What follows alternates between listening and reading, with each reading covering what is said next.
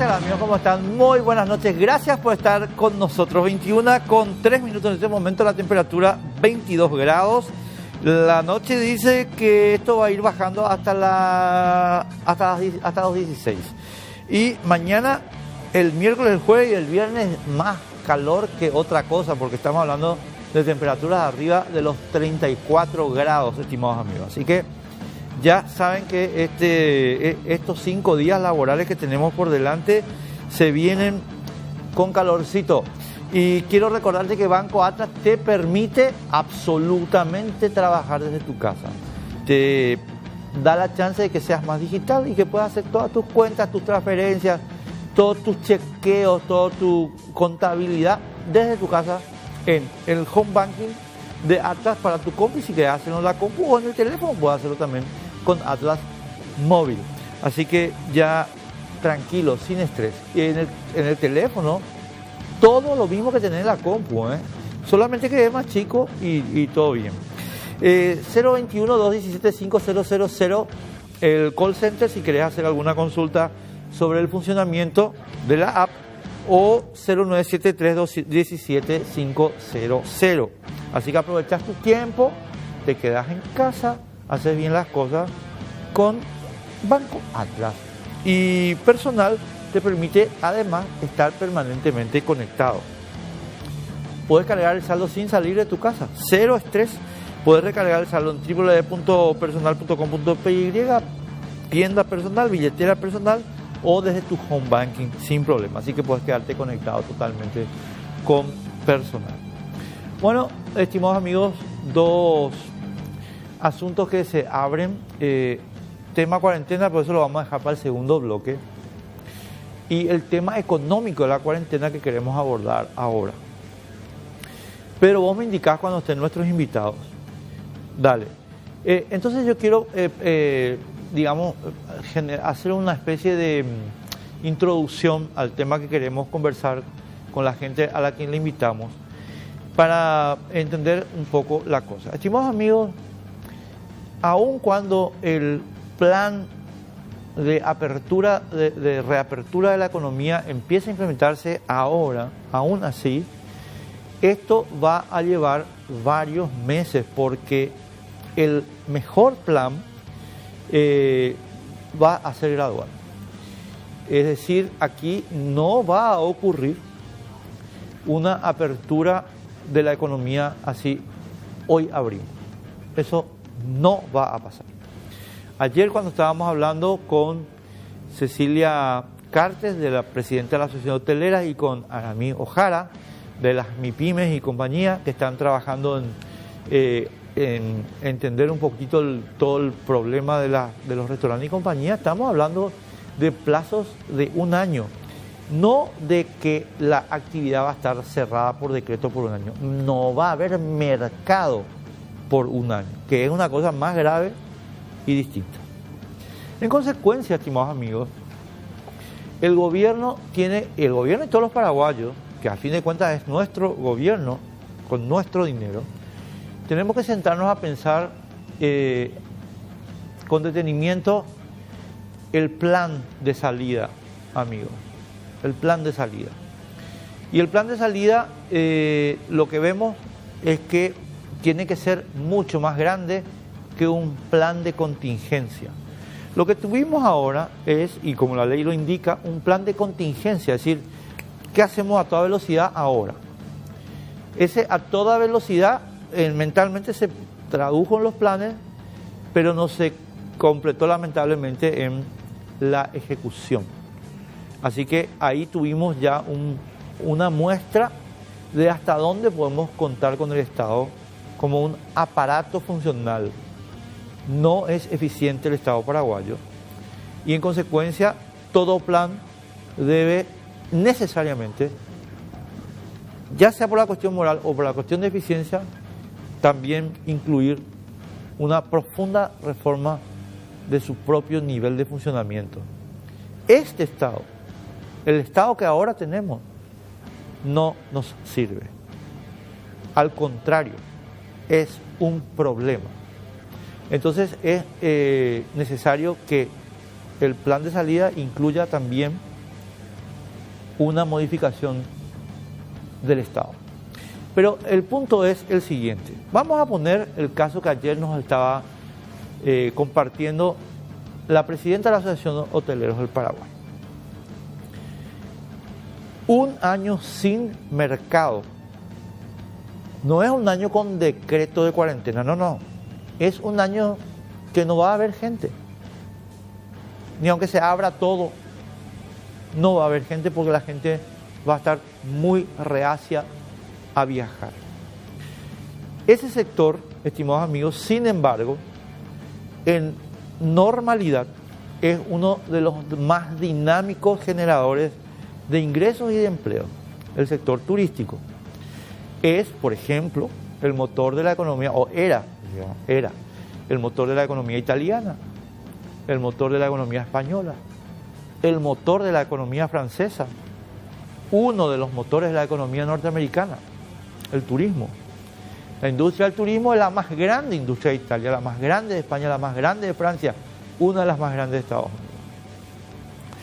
En consecuencia, cuando vos le decís a una de tus industrias más grandes, o en nuestro país, una de las más dinámicas, sabes que te vas a quedar un año en pelota, tenés que plantear, estimado señor ministro de Hacienda y señores del equipo económico de la Secretaría Técnica de Organización, un plazo que no es 90 días, que no es 120 días, es un plazo mucho más grande. Yo no quiero repetirme a mí mismo, estimados amigos, pero es que tengo que plantear la perspectiva de la que personalmente estoy viendo el asunto.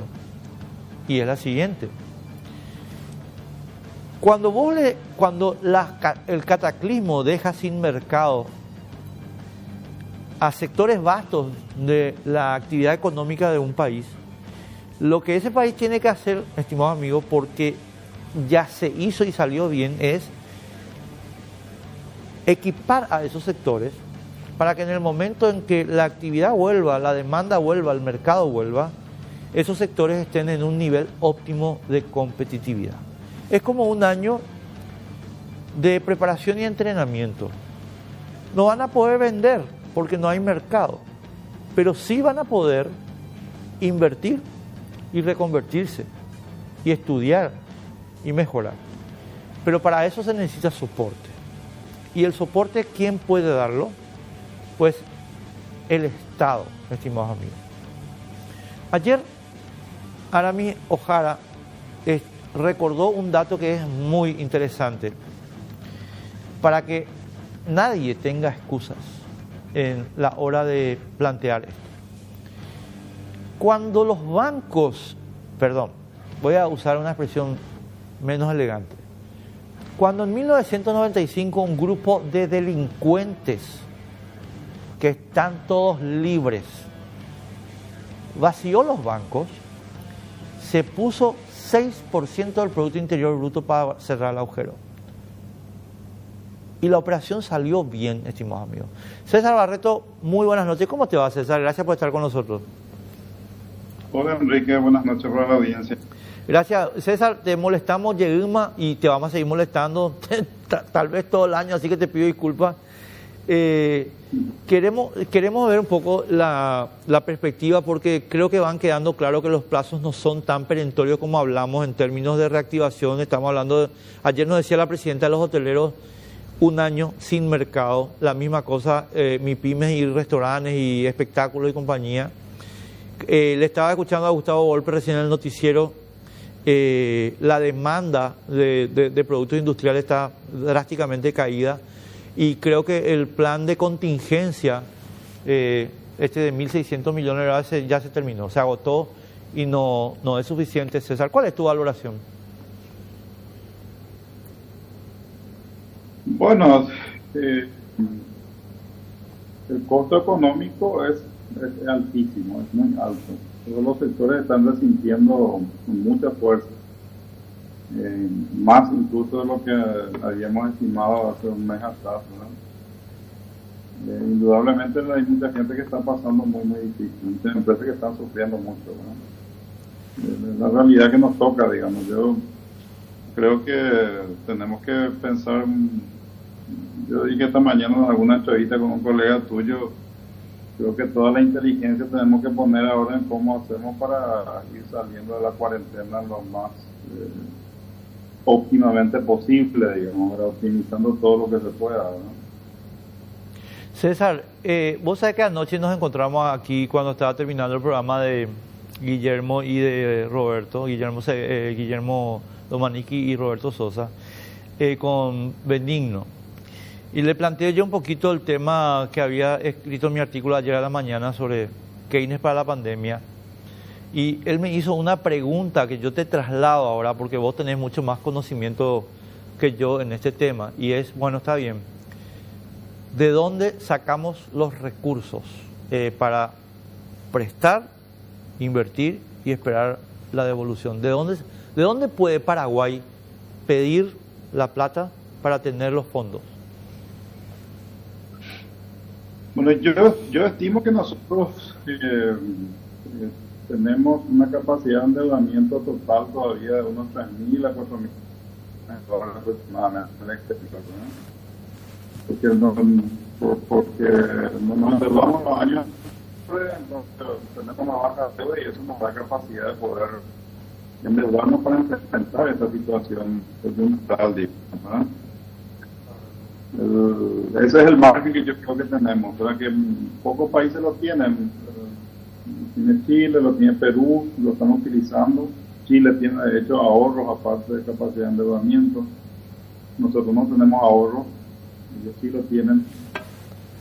Pero creo que lo que nos queda es que podamos utilizar esa capacidad de endeudamiento que tenemos para enfrentar esto. No veo otro camino, ¿verdad? Claro, César, y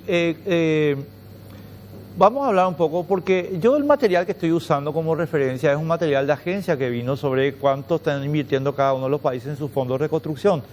Este material de agencia habla de que Perú está en 12% del país que más está trabajando sobre crear este fondo de reconstrucción y nosotros estamos últimos con alrededor de 2% del PIB estamos hablando, ¿verdad?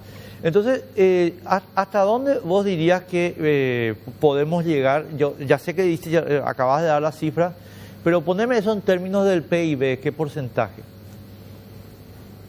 Bueno, yo te digo, yo tengo estimaciones ya hechas este año el déficit fiscal y obviamente la deuda adicional va a representar alrededor del 7,5% del Producto Interno Bruto.